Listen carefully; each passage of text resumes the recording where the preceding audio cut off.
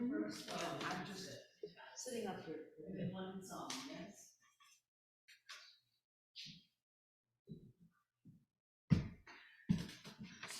Good morning. Our prelude song was Sheep May Safely Graze. Very much in fitting with the title of today's service. Welcome, everyone, to our multi-platform service for the Unitarian Church of Staten Island on this beautiful November morning. We're so grateful to have you join us. It's wonderful to have you with us, but please be sure to maintain social distancing, as masks are now optional. During the service, you may still sing along to the hymns and read along to responsive readings. Those who are attending in person are also invited to join us in the parish hall for hospitality after service through the door on your left. For those joining us online, we send special greetings to you. We hope you take a moment to introduce yourself in the chat box. After the service, you are all invited to a virtual coffee hour. And now for a brief announcement or a set of announcements. Weekly gatherings include our women's group via Zoom on Wednesday at 7:30. If you're interested in that, see Kathy Santo. She's sitting in the pews. And our men's group is also meeting as needed, monthly perhaps, sometimes weekly, sometimes by Zoom. Please see Tom Saluga for information about that. We also have a spiritual growth circle. Please see Dave and Jade Michaels and Janice Lovegrove for information as needed.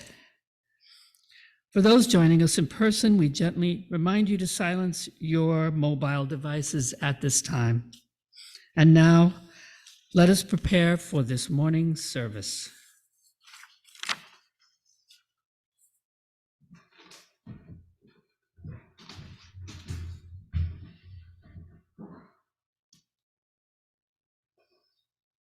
Good morning, everyone.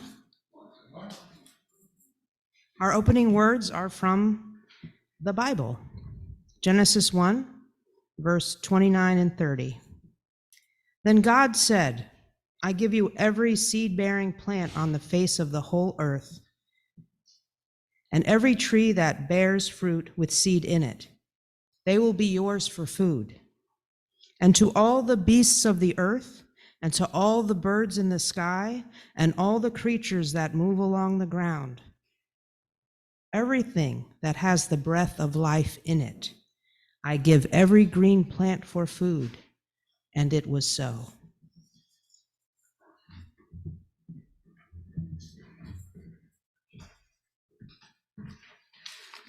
I invite you to join me now in lighting our chalice. You can find the words to the affirmation in your order of service.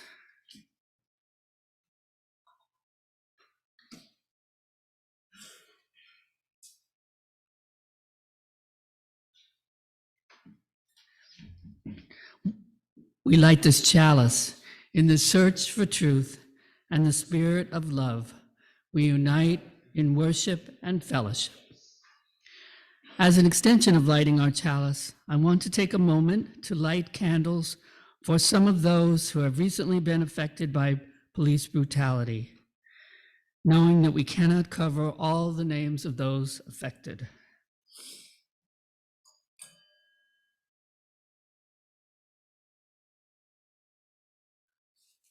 We light a candle for the life of Nicholas Brewington.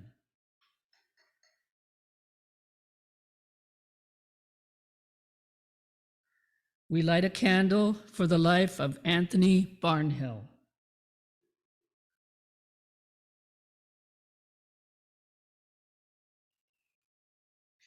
And we light a candle for the life of David James Upumreville.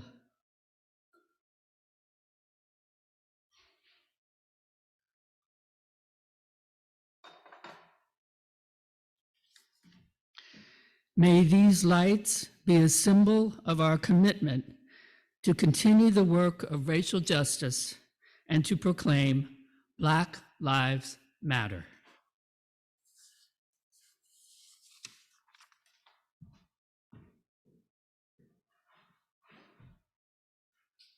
Please turn in your gray hymnal to number 16, not 15, number 16. It's pretty simple. Please join.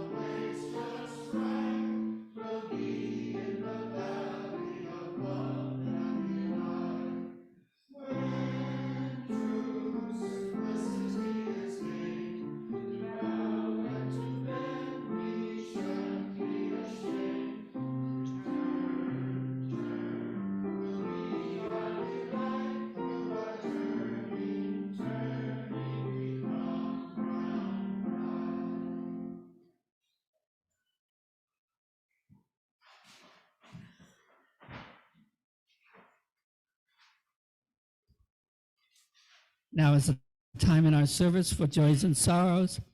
If you're visiting us for the first time, this is the time when you can introduce yourself. For those gathering in person, we invite you to raise your hand and then stand where you are seated. I will give you the microphone. To share your joy and sorrow, please say your name. We invite you to share what is in your heart. For those who are joining online, we invite you to type into the chat your joys and sorrows. Ben will then read them aloud. And we invite you to share what is in your heart.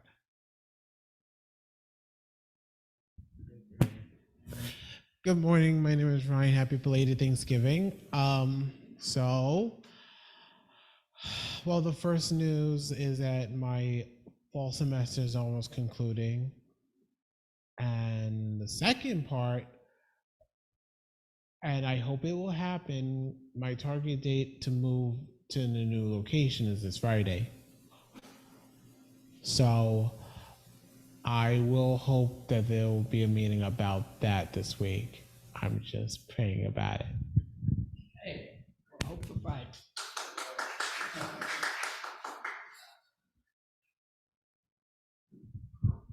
Hi, Kathy here.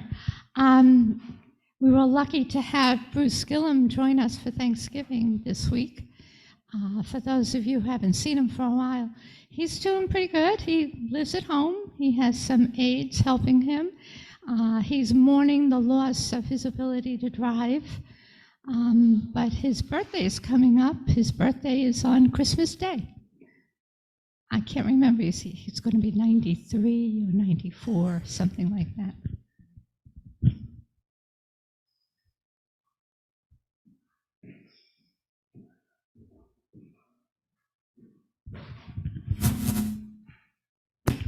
Good morning, I'm Chris. Promises made, promises kept. We talked about a little free food pantry, and as you walked into the church today, hopefully you saw it. You weren't seeing not double vision.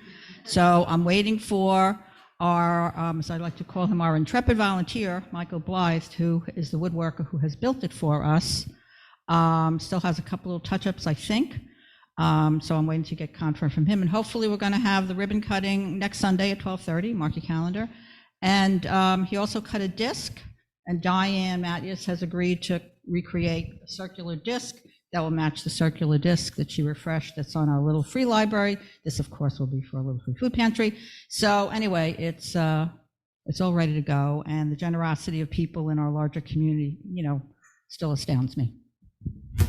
And it is beautiful, and it does match. It is amazing.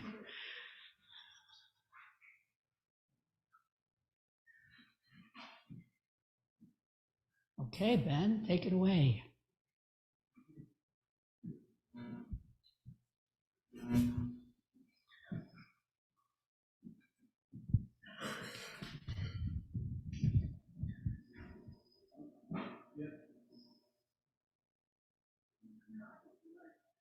Oh, you need the mic.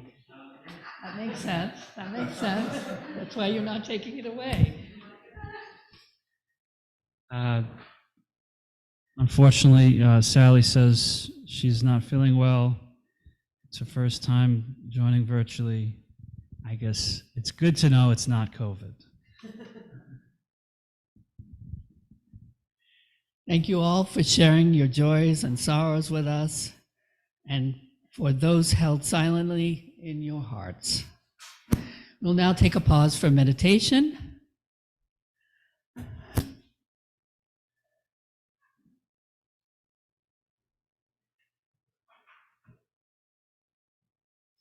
I do have a prompt for you.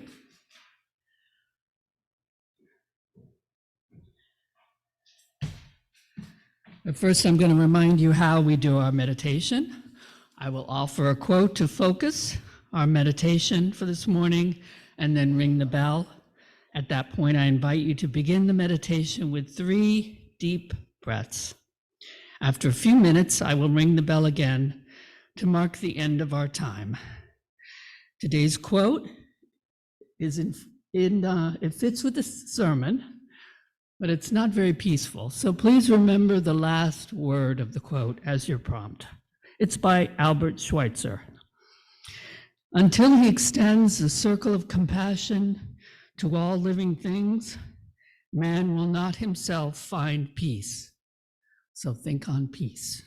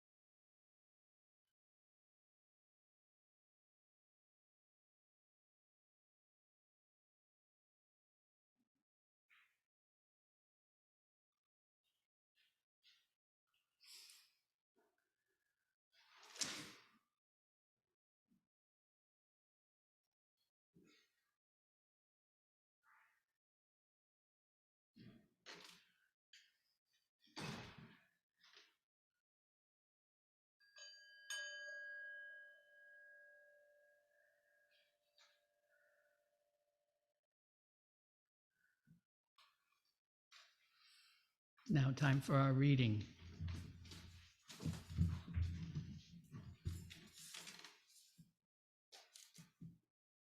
This is a Cherokee story about Awi Uzdi. In the beginning, all creatures lived in harmony: the animals, the stone people, the plant people, the tree people, and even man. Everyone talked with each other, helped each other, and there were many gatherings with dancing and music and much laughter. But over time, man stopped listening to the people. He stopped coming to the gatherings and paying his respects. He started hunting for sport and harvesting just to destroy, and all the people gathered together to discuss what should be done. Among the people, there was much fear and consternation because too much hunting and too much destruction threatened them all. The people gathered into a council circle to speak their hearts. Bear said that man lived in arrogance, thinking he could do whatever he wanted. Rabbit said man had lost his fear and no longer jumped at shadows on the ground that told him of trouble. The trees whispered of his contempt for the weather and the seasons, and the hawk could see that he no longer regarded his ties to others. He no longer looked up to see the bigger picture of life and the web of all that is. Awi Uzdi, little deer, nodded his head with its tiny antlers. He had seen this himself. Man hunted without saying prayers. He was no longer grateful for the sacrifices brothers made and giving their lives so he could eat and make clothes and repair his weapons. He no longer sang the songs of gratitude and no longer apologized for the death of a cousin, as was proper. After listening to all the people, giving everyone their say, he rose to his feet and entered the center of the circle. "I will talk to man," he said. "I will show him the right way to live and remind him of the balance of life. I will show him that too few of us can leave his belly hungry and his dreams of what has been. I will show that everything is connected and all of us are necessary. He will learn that to be a man is to live in harmony and respect with all his relations." So he did, and it was so.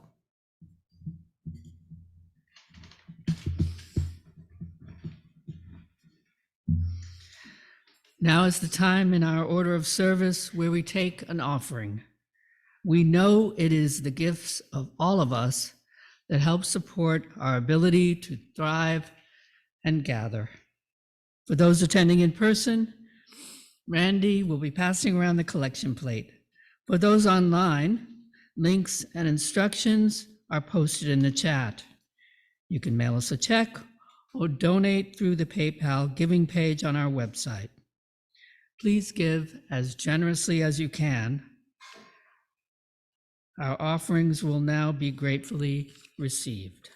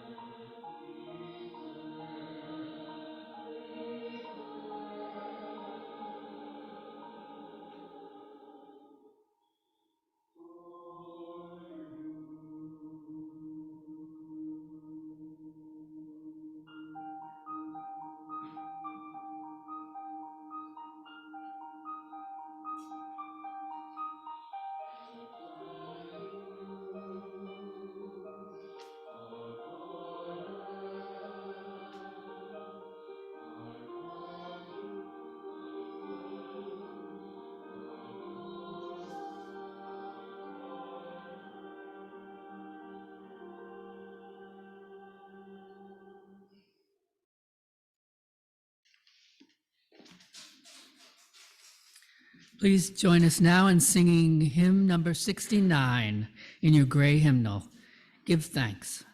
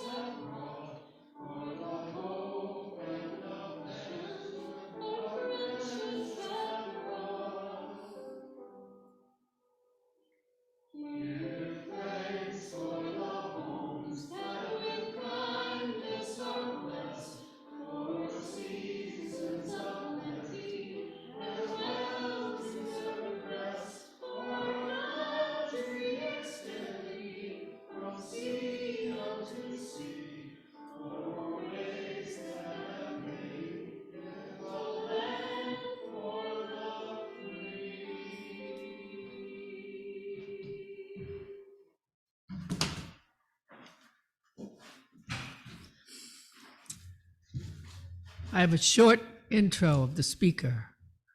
This is Juliette Moore. She's a member of our congregation, and this is her second sermon on veganism, this being World Vegan Month. She won an award from the UU Animal Ministry, I think they're called, for the last sermon she gave. So are you submitting this one too? Is this a new year yet? Not yet. For next year. I don't know. We'll see after the sermon. Afterwards. Welcome, Juliette. I just want to express my gratitude again for you guys letting me speak here, because nobody wants to hear from vegans. We're really annoying. So, I mean, that's what I hear. And I have to tell you, this is not a nice sermon. It's not nice. It's not a nice topic. So I really struggled to write this. And mostly because of the research to bring facts, because, we're a fact-based group of people, was difficult. It was difficult for me to do. And I cried a lot when I wrote it and when I was practicing it. And I might cry today.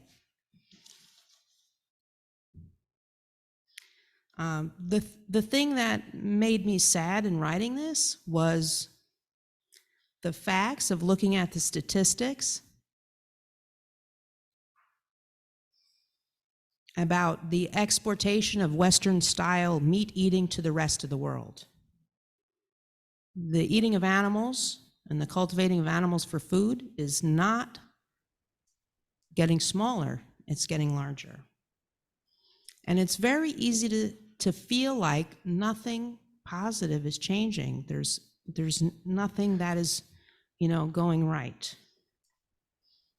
Especially since, as I mentioned before, vegans are some kind of outlier. They're extreme. Their views are very extreme. They're unpalatable, to coin a phrase. And it's furthest from the center. Vegan is like you're on the end of the bell curve.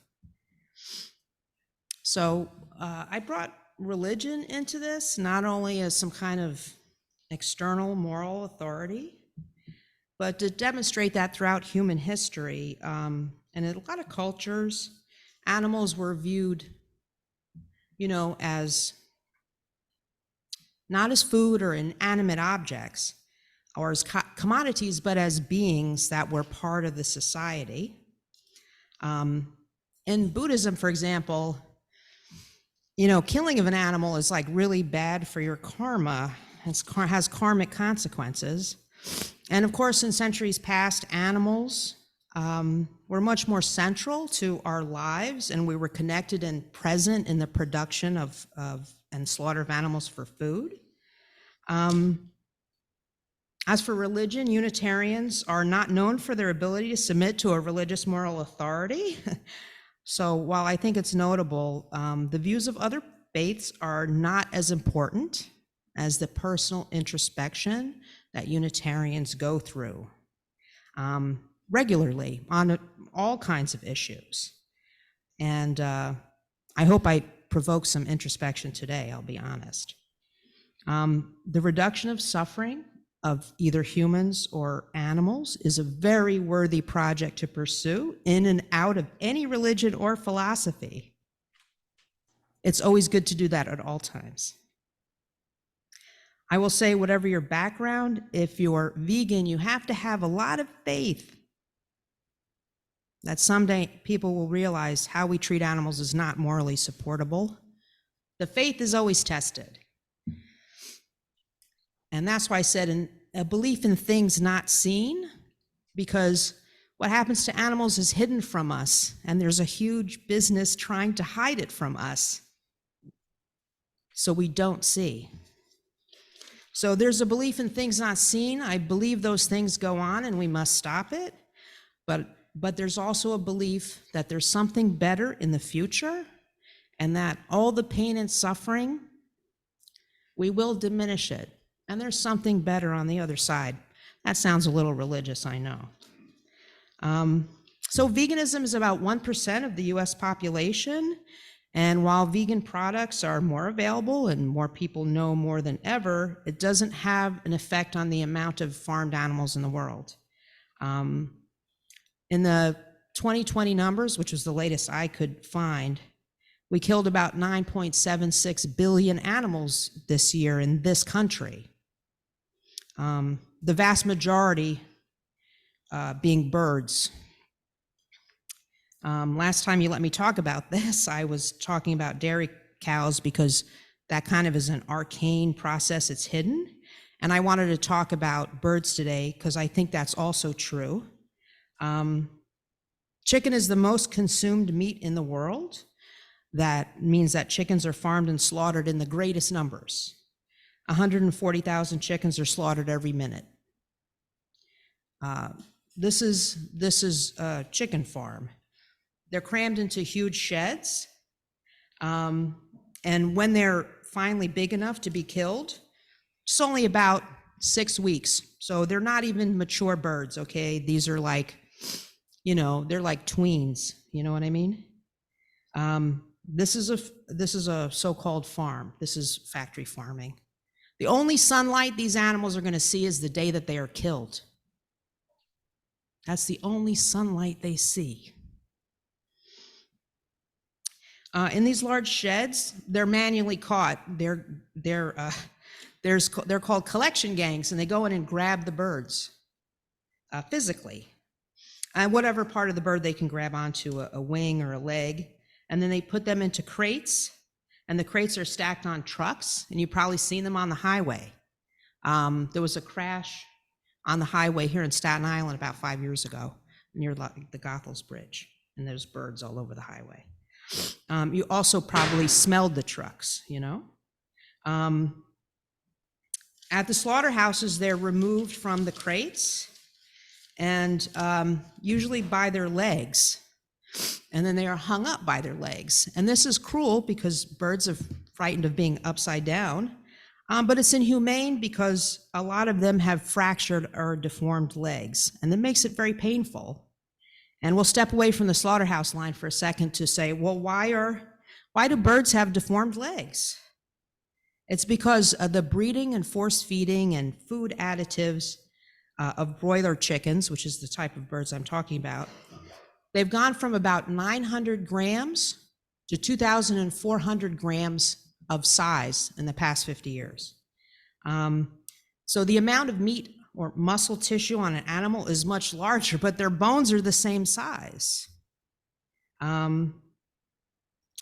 So if they rescue any broiler chickens, they find that they have a lot of leg and foot deformities. An average natural chicken lifespan is about 8 to 10 years, but broiler chickens usually die, even if they're rescued in an ideal environment on a very limited diet. Because they die of heart attacks when they're like 2 years old. You know, that's like extremely common. So back to the slaughter line. The slaughter line of upside down chickens moves very quickly, because time is money. It moves them into a tub of electrified water, and the birds' heads are dragged through it. It's supposed to knock them out, but it's not foolproof. A new alternative way of slaughter is they just take the cages and they like lower it into a gas chamber. So that's progress, right? So the slaughter line moves, and they move towards a mechanized net cutter. But, you know, chickens are not all the same size, so sometimes it cuts the top of their head or their chest, or if they move, it misses their neck. So some are still alive at this point, but it's like thousands a second, so there's no time to deal with birds that are still conscious. So if the bird is dead or alive, it's then plunged into boiling water, and then it's mechanically plucked. Then they move on to the grotesque human exploitation part of the chicken story that I won't get into here. But, you know, if you look into it, those are immigrant workers that are horribly exploited and frequently maimed by the fast-moving slaughter line. They lose fingers, they lose hands. It's terrible. But time is money. So that's the chickens that we eat. Now we're going to talk about eggs, you know, and some animal rights activists considered egg-laying hens the most abused animal of all farmed animals. The most abused. I'm sorry, I don't have any tissue, so I'm just going to use my mask. Egg-laying hens are born in hatcheries where eggs are hatched under artificial conditions, and the first thing that's produced is, you know, you get chicks, and then you got to decide, is it a male or a female? Because the male chicks are never going to lay any eggs. And they're useless. They don't make any money. So I'm not going to feed it. I'm not going to do anything with it. I'm going to get rid of it. So this is the common industry practices for getting rid of chicks, 1 or 2 day old chicks. They're ground into a macerator. They're thrown into a large grinder. While they're alive, they just throw them into a grinder. They also, they gas them, or this is super common, is they just put them all in a big plastic bag and suffocate them. That's the byproduct of the industry, their byproduct. And that's the industry standard. That's not anything weird or shocking or whatever. That's just what they do, because it's like, I have to get rid of these chicks quickly because they're not going to make me any money. The female chicks, because of the circumstances in which they live, they're frequently debeaked. So they cut the tip of their beak off, which is as sensitive as a fingertip, usually with a laser or a razor when they're like 2 or 3 days old. Why would you do that? Why would you do that to a chick? And it's because the conditions that they live on cause them to attack each other and peck at each other. So to prevent that, they cut their beaks off without anesthesia. So what can happen, and frequently happens to chicks, is that they die because the pain is too great. They just die right on the spot, or they actually starve to death because they cannot eat because their beak hurts too much. So this is why they say that egg-laying hens are the most abused animal in the world, is because they're just crammed into what are called battery cages. There's lots of efforts to get rid of them, but they are still with us, unfortunately. I think some states, I think New Jersey banned battery cages, so that is good, but it's still not perfect, and I'll explain why. They're in huge windowless sheds, and these battery cages are stuffed with birds. This is like the bottom of a battery cage, and there may be 6 to 10 birds in this space. This is like the size. The wire, it's wires, you know, it's a wire box, so urine and excrement can fall down, and it just falls down on the birds underneath in more cages. They can't move in there. They often have severe osteoporosis, sometimes paralysis. The gases are toxic. They have eye infections, respiratory infections. The stress causes the pecking, like I said. Sometimes they just pull their own feathers out, or sometimes they attack and eat other birds. This is not normal chicken behavior. This is not normal. They're not allowed any normal behaviors, which is, looking for bugs or dust bathing or, interacting with the world. That is not permitted to them. So they do these strange behaviors, which sometimes they also cut off their toes so they can't scratch each other. A lot of birds die under these circumstances, obviously. And the live birds, they don't go in and take out the dead birds. The live birds just stand on the dead birds. So this is what I really want to get to. This is their entire lives. Their whole lives are spent this way. In the wild, a chicken lays to about 10 to 15 eggs a year, for the entire year, and in breeding season. But we have, through the miracle of modern technology, have hens that can lay 350 eggs a year. And they use artificial light to manipulate them to lay eggs outside of breeding season, so they lay them year round. Now, an eggshell is calcium. So each eggshell has to take calcium from the hen to be made. And it's put in their food, but they can't absorb the calcium that fast. So this is why they have paralysis, brittle bones, osteoporosis. And, because they have no calcium left in their bones. It's all in the eggs. The lifespan of a chicken, like I said, is about 8 to 10 years. But a broiler chicken, an egg layer like a broiler chicken, they're forced to lay egg after egg after egg. So they live maybe a year or two. That's it. We drain them, we sap their bodies, and then they're trash, They do another thing, the farmers do another thing to force one more round of eggs out of a chicken. It's called forced molting, and they stop feeding or giving them water for 18 days. It's kind of like shocks their body into molting, but it also causes them to lay a few more eggs. Now, birds that lay eggs are so depleted and so sick and so deformed, they are not used for human food. There's nothing to get from an egg-laying hen once it is done with its egg-laying life. So they usually just throw them in a pit,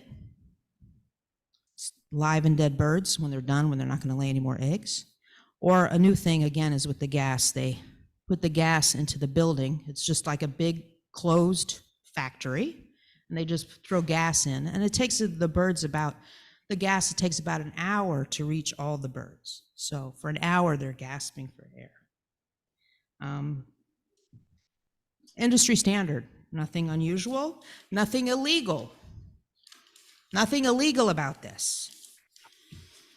This is all what, the agriculture industry doesn't want you to know. And let's talk about cage-free hens, which are, you see them in the supermarket, cage-free eggs.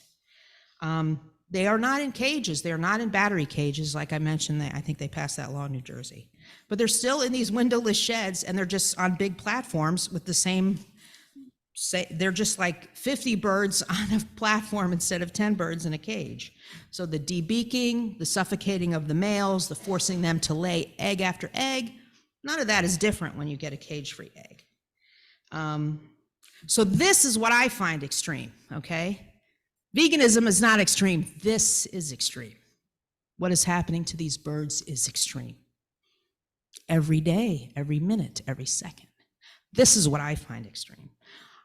I don't think I'm on the end of the bell curve.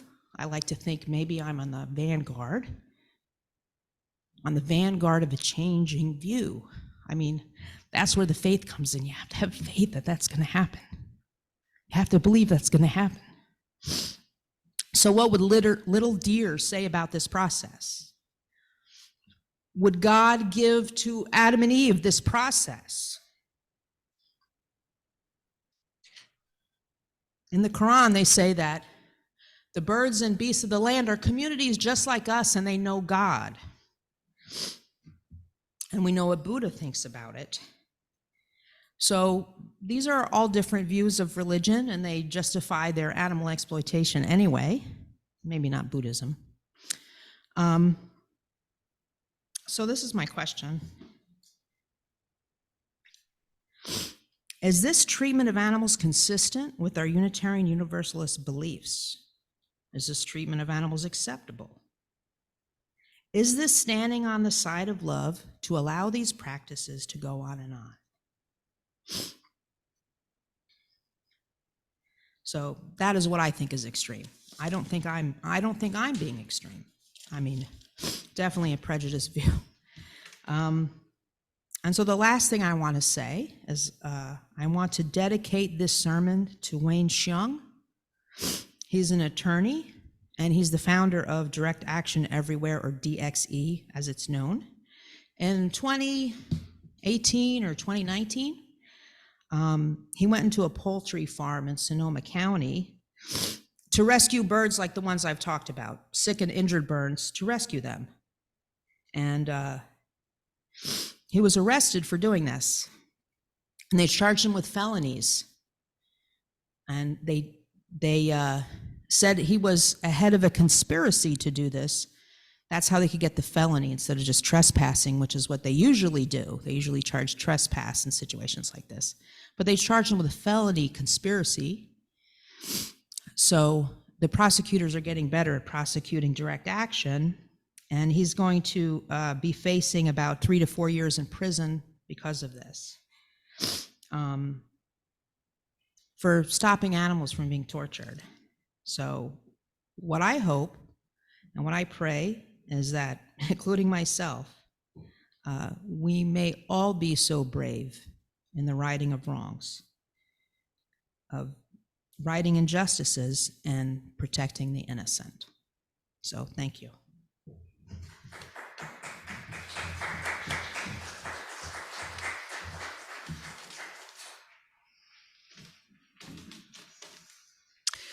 Please join us in singing hymn number 175. We celebrate the web of life, which is in your gray hymnal. 175.